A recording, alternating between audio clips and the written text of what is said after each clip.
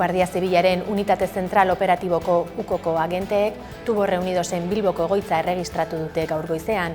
Miaketa Santiago Pedraz Espainiako Auzitegi Nazionaleko epaileak agindu du Leire auziaren baitan.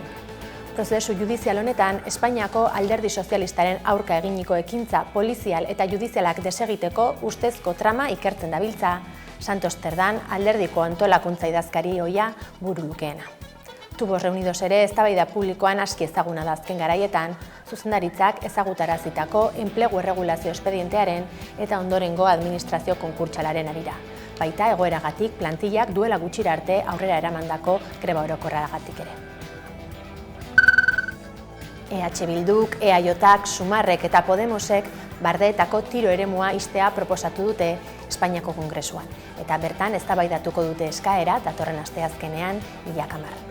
Honi lotuta, ostegunean 11:00 eremuaren itxiera islatzen duen mozioa bozkatuko dute Nafarroako parlamentuan. Horrez gain, Espainiako Defentsa Ministerioari luzatutako legez besteko proposamena ere aurkeztu dute, ministerio horri 2028. Urtetik aurrera tiro eremuaren kontratua luza ez dezan. Euskal Autonomia Erkidegoko fiskaltza nagusiak Osakidetzako iraungitako txertoen auziaren inguruko ikerketa artxibatzea erabaki du. Pazientearen defendatzaileak jarritako salaketak abiatu zuen prozedura, EH Bilduk aferaren inguruan Alberto Martínez Eusko Jaurlaritzako Osasun Sailburuari bideratutako galdera erregistratu ostean Eusko Legebiltzarrean. Honen harira, 100 kasu argitaratu zituzten, non iraungitako dosia jarri izan zitzaien herritarrei. Fiskaltzak ez du delitu gisako akusazioa egiteko nahikoa ebidentzia identifikatu, bai ordea zenbait hutsegite eta akats.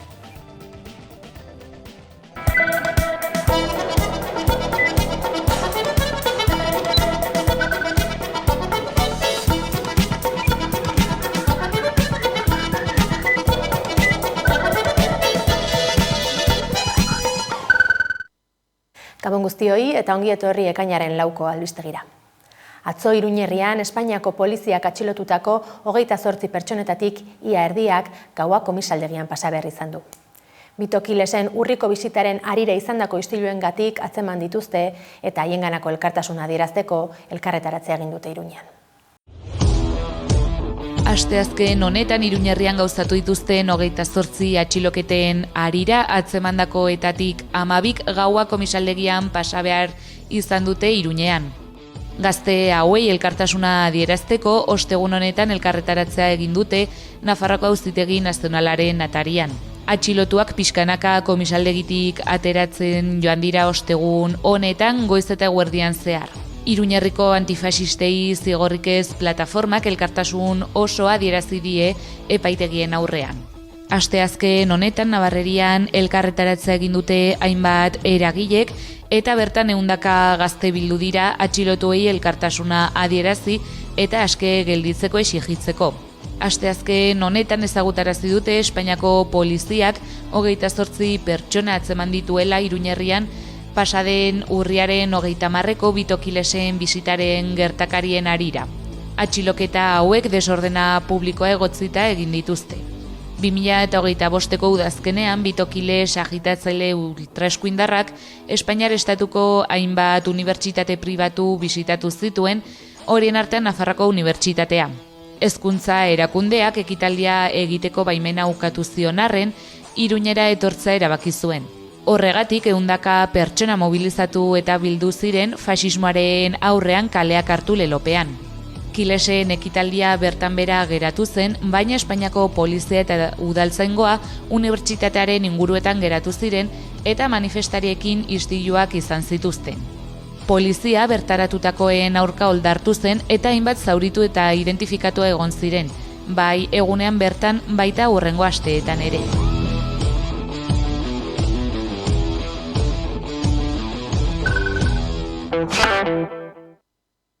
Aurtengo udan Bernedoko udalekuak egingo direla baieztatu du Euskal Udalekuak elkarteak. Adierazpen hori El Correok Arabako Foru Aldundiak udalekuak debekatu dituela argitaratu ostean egin du, eta taldeak azaldu du udalekuak aurreikusitako moduan egingo dituztela beste talde batek kudeatuta.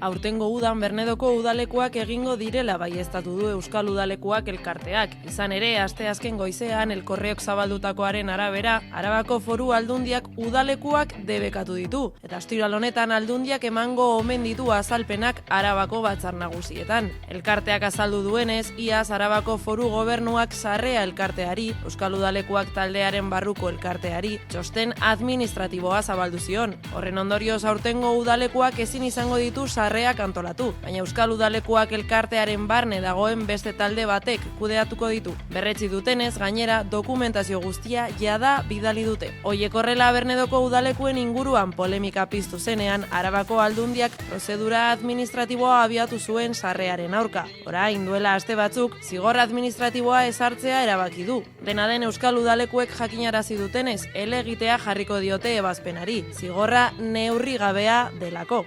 Momentuz prozesua irekita dago, prozesu horretan eskatzen diguten zigorra isun ekonomiko bat da eta 3 urtez sarrea elkarteak ezin izatea antolatu udalekoak. Eta horren aurrean piztu dira medioak eta adierazi da Bernedo itxiko dela eta diputazioak itxiko duela, baina guk antolakuntza bezala esan nahi dugu Euskal Udalekoak ez direla sarrea elkartea bakarrik eta Bernedoko etxea erabilgarri dagoela eta horregatik Bernedon Euskal Udalekuek udalekuak antolatzen jarraituko dutela.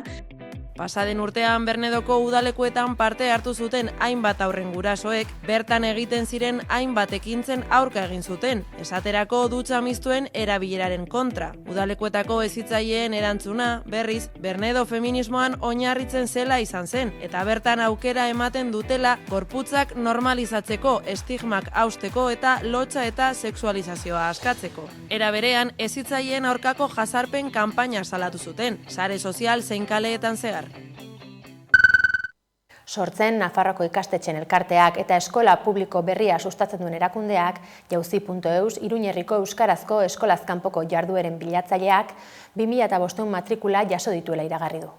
Horrez gain, azken hilabetean 2009 erabiltzaile aktibo lortu ditu eta euskaltzalentzat toki erreferentziala bilakatzen ari dela adierazi dute. Sortzen Nafarroako ikastetxeen elkarteak eta Euskal Eskola Publiko berria sustatzen duen erakundeak iragarri du jauzi.eus atariak Iruñerriko euskarazko eskolaz kanpoko jardueren bilatzaileak 2005 matrikula jaso dituela. Aitziber Garmendia eta Inigo Otsoa elkarteko koordinatzaileen arabera, kasu batzuetan taldeak hirukoiztu egin dituzte. Elkarteak balorazio positiboa egin du eta parte hartzen duten ia guraz elkarte guztiek gora egin dutela azpimarratu dute. Naiz eta eskolaz kanpoko euskarazko esperientziak biderkatzea gaur egungo erronka nagusienetakoa izan, adierazi dutenez, arlo akademikotik at euskara hutsezko ordu asko lortu dituzte proiektu digitala sortu zutenetik. Webguneak 2009 erabiltzaile aktibo lortu ditu azken hilabetean, eta jauzi.eus euskaltzaleentzat toki erreferentziala bilakatzen ari dela adierazi dute. Bestelako erronkei dagokienez, kualitatiboki hazteari jarri diote fokua. Horregatik begiraleei euskara dinamizatzeko eta murgiltzea zaintzeko ikastaroak eman dizkiete. Gainera, Iruñerria ez den beste eskualdeetara heltzea jarri dute helburu gisa. Lau urteren ostean berriro zabaldu ditu ateak Bilboko Euskal Museoak etapa berria hasi du beraz, hemendik aurrera museo garaikidea izan nahi du, nazioarteko proiekzioarekin eta euskal kulturarako sarrera atetzat hartu dute. Bilboko udalak eta Bizkaiko Foru Aldundiak 20 milioi eurotik gora inbertitu dituzte. Ia 5 urteren ostean eta hainbat atzerapen eta gain kosturen ondoren atzera inauguratu dute Bilboko Euskal Museoa, berrikuntza arkitektonikoa eta museografikoa amaitu eta gero. Ekainaren 10ean irekiko da eta lehenengo 10 egunetan sarrera debaldekoa izango da. Euskal kulturaren atea aurkezten dugu, nazioarteko izaera nabarmena duen ate bat. Ate honen bidez, aretz bizia, plan museologikoaren metaforari lotuta datozen pieza hautatuak deskubrituko ditu. 20 milioitik gorako aurrekontua izan du eraberritzeak eta Bilboko udalak eta Bizkaiko Foru Aldundiak ordaindu dute. Horiek horrela museoak 5.000 metro kuadro baino gehiagoko espazioa irabazi du eta arkitektura esparruaz gain, Euskal Museoak beste museografia bat proposatu nahi du eta aurretik jendaurrean erakutsi gabeko bildumako piezak berreskuratu eta eraberritu dira. Bere bildumak 50.000 pieza baino gehiagorekin, nor garen, nondik gatozen, eta nora joan nahi dugun ulertzen laguntzen dugu. Eta gaur, eraldaketa honi esker, kontakizun hori modu berritu, idezgarri eta berritzailean aurkezten da. Inbertsio honek esan nahi sakona dauka. Gure nortasun kulturala aktibo estrategikoa da guretzako. Eta bere mailara dagoen espazio bat eskatzen dau eta merezi dau gainera. Euskal Museoak utzi egiten deutzo museo izateari bere esan nahi klasikoan. Nor garen, zer eraiki dugun eta zer izan nahi dugun ezagutzeko gune bihurtzen da. Gure nortasuna etorkizunera eta kanpora proiektatzeko leku bata. Euskal Museo eraberrituak 4 gune berezitu izango ditu hainbat erabileretarako. Aste honetan zehar, martxan da Bilbon kaostika jaialdia. Datorren igandera arte, hilak 7 artea gustuko dutenek laburmetraiez eta bideoklipez gozatzeko aukera izango dute bertan. Eta honi buruz hitz egiteko, gonbidatu dugu gaurkoan gurekin solasaldia izatera, Inigo Santxo, kaostika jaialdiko kideetako bat. Eguerdion, Inigo? Kaixo, eguerdion. Mila esker gonbidapena onartzeagatik. Esan bezala, kaustikaren 24. edizioa ospatzen ari zarete edo martxan da aste honetan, nola planteatu duzu aurtengo edizioa?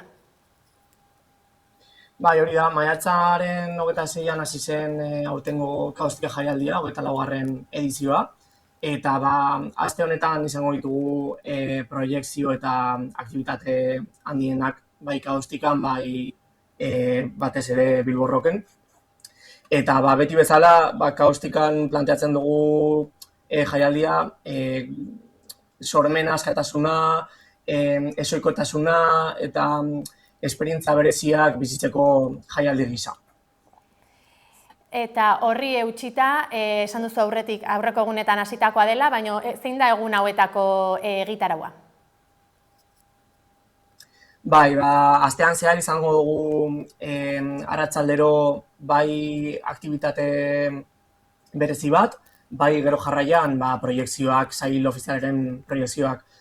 Aktivitateen artean, adibidez, aipatu dezakegu 10 bizarradas de, egingo dugula aurten Gaston Hagekin, dela masterclass bat pertsona ezagunekin eta haien bizarradekin edo haien prozesu edo karrera artistikoan edo sortzaile karreran izan dituen piezak inspiratu dituztenak edo modu humoretsuan, beti bezala kaustikan.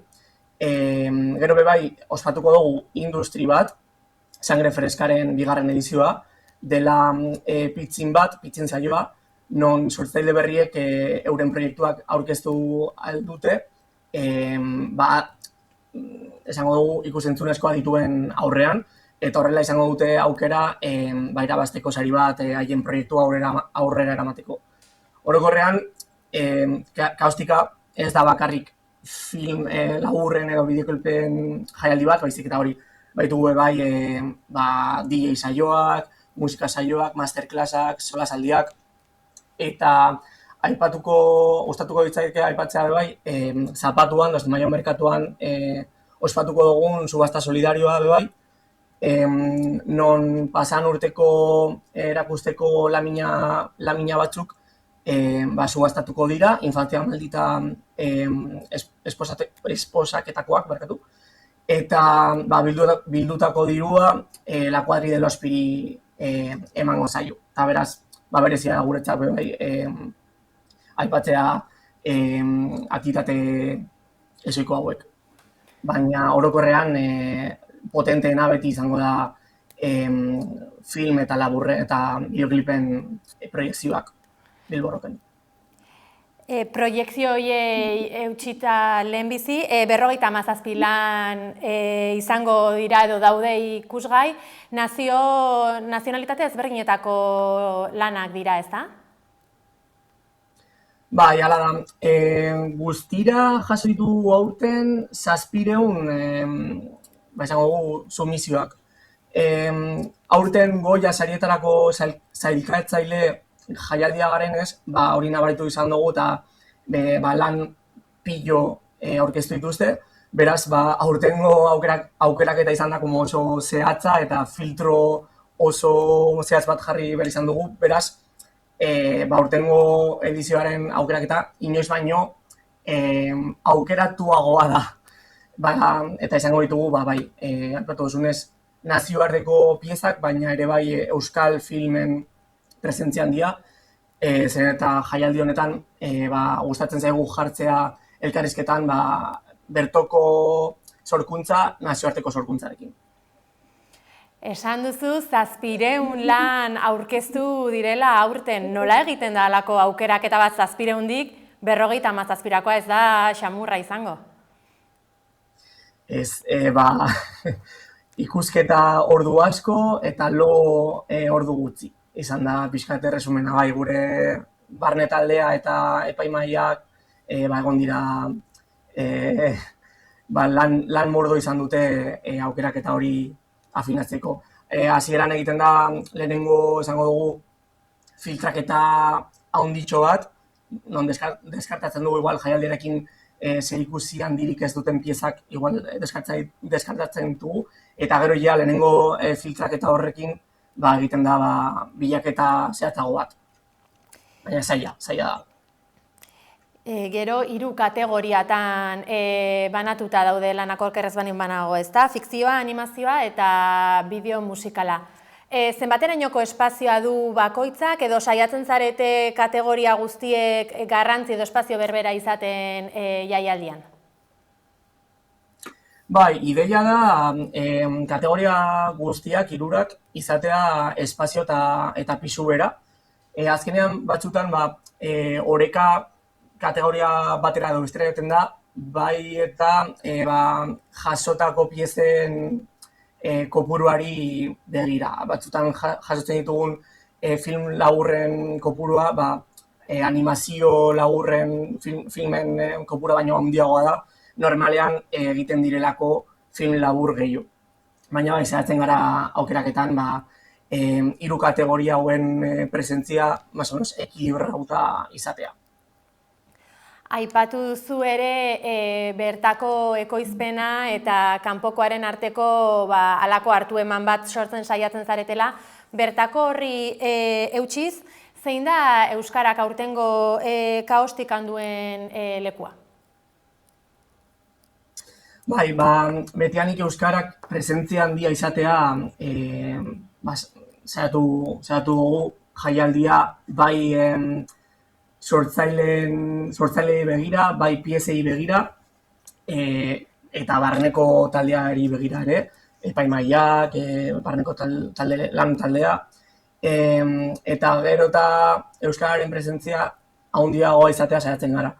Horrexegatik beti jaialdiaren formatua beti elebidun formatuan ospatzen dugu, eta saiatuko gara gero eta euskararen presentzia gero eta hobeago bermatzen.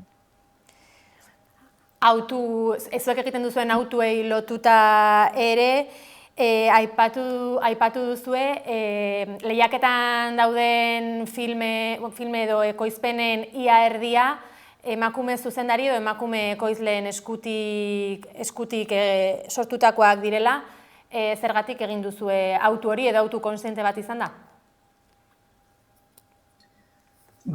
Uste dut, orokorrean, egia da, eszenan ohikoagoa dela, izango dugu, gizon sortzaileen presentzia handiagoa da normalean, hori aldatzen ari da, eta hori nabaritzen da bai aukeraketetan.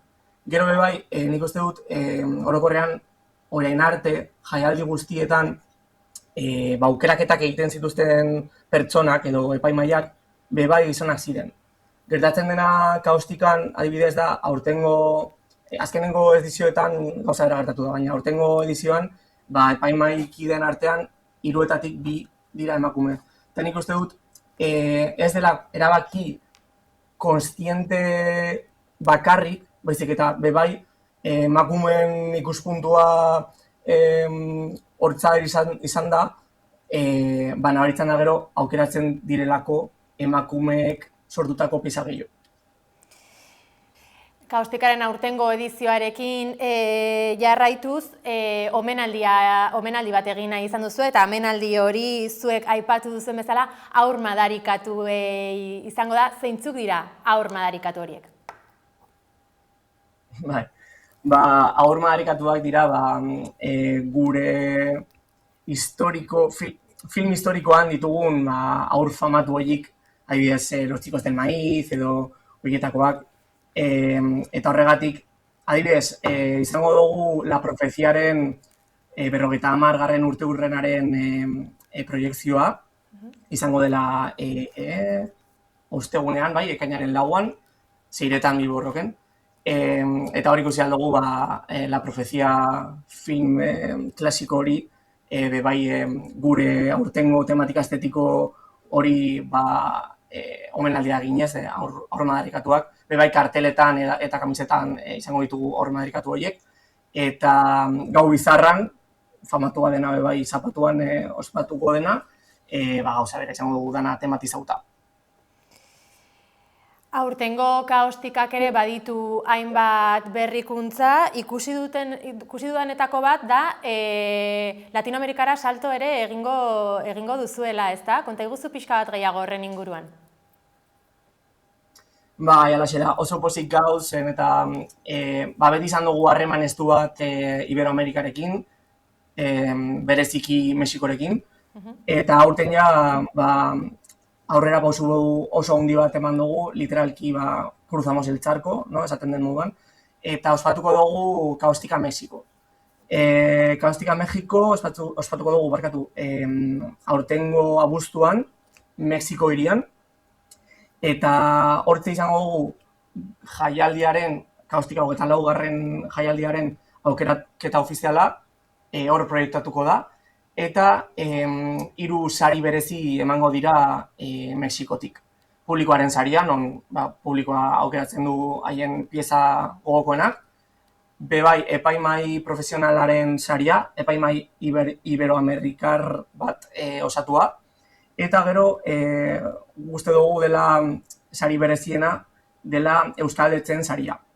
Non Argentina, Mexiko, Peru, Chile eta Kolonbiako herrialdeen euskaletzeek haien artean euskal film labur onenaren saria aukeratuko dute. Eta oso pozik gauz eta oso gogotzu gauz gure aukeraketa berezi eta gure euskal filmak Iberoamerikara bidaltzeko.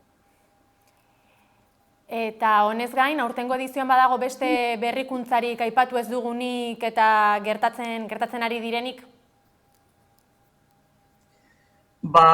Berez, jara aipatu den industri aktivitate hori, sangre freska 2, izango litzateke agian nobedaderik berriena. Eta igual aipatu beharko genuke, ez jaialdiaren aktibitateen artean, baizik eta funtzionamenduan, aurten, daramagu 24 urte jaialdea egiten, eta beti egin dugu doan. Sinisten dugulako kultura accesible izango behar dela, baina denok dakigu nola hiriak Bilbo barne garestitzen direla, eta gauzak geroz eta zailago jartzen direla. Beraz, aurten aktibitate batzuetan 3-5 euroko sarrera simbolikoa jarri behar izan dugu, eta bebai martzan jarri dugu izan zaitez morroi, Kaostikako morroi izan zaitez dinamika, dela mikromezenazgo modu bat, Kaostikaren inguruan sortu den komunitateak bebai ekonomikoki lagundu ahal izateko. eta izan dugun erantzuna oso ona izan da, oso eskertzen dugu pilo, baina bai, espero dugu geroz eta komunitatea handiagoa izatea eta geroz eta laguntza gehiago izatea, bai administrazioetatik edo instituzioetatik laguntza gehiago jasotzea. Elkarrizketari amaiera emateko, ez dakit gure ikuslei gonbita luztatu nahi zenieken jaialdira gerturatzeko. Bai, noski, kaustikan bezala gauza arraro, divertigarriak eta harrigarriak maite baituzue, zatozte gure jaialdira, gaurtik oraindik ekainaren 7 arte, ospatuko dugula Bilbon, eta zinema, bideoklipak, artea, musika, solasaldiak elkarrekin bizi ditu Bilbo Rocken eta kaustikan. Hortxe gonbita, gaurkoan hemen utziko dugu elkarrizketa. Inigo Santxo, mila esker gurekin hitz egiteko tarte hartzeagatik. Mila esker zuei. Mila esker. Hona arte iritsi da ostegun honetako albistegia. Sugramas taldearen erretratu bat abestiarekin amaituko dugu gaurkoan saioa. Informazio zabaldu nahi baduzue, Hamaikako webgunea eta sare soziala kontsulta ditzakezue. Bihar, arratsaldeko 8:30 albiste bilduma izango duzue ikusgai, gu berriz astelehenean izango gara berriz ere zuekin bueltan, mila esker zuen arretagatik eta ondo pasa asteburuan.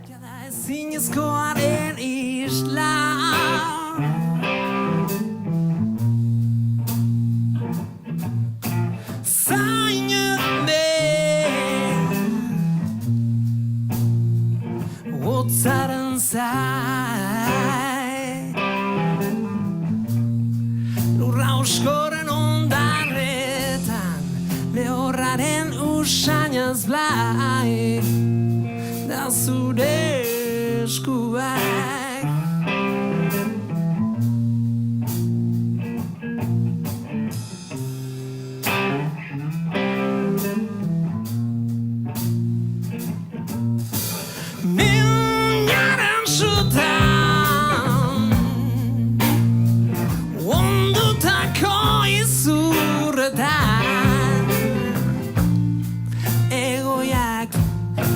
Ekarri dizkizun historio hori enegarri Zorion ondarrez ere Eta eskuen artean Leio mazaigu bihurtu Begi onarteko zubi Onami esku Argazki azalde ontan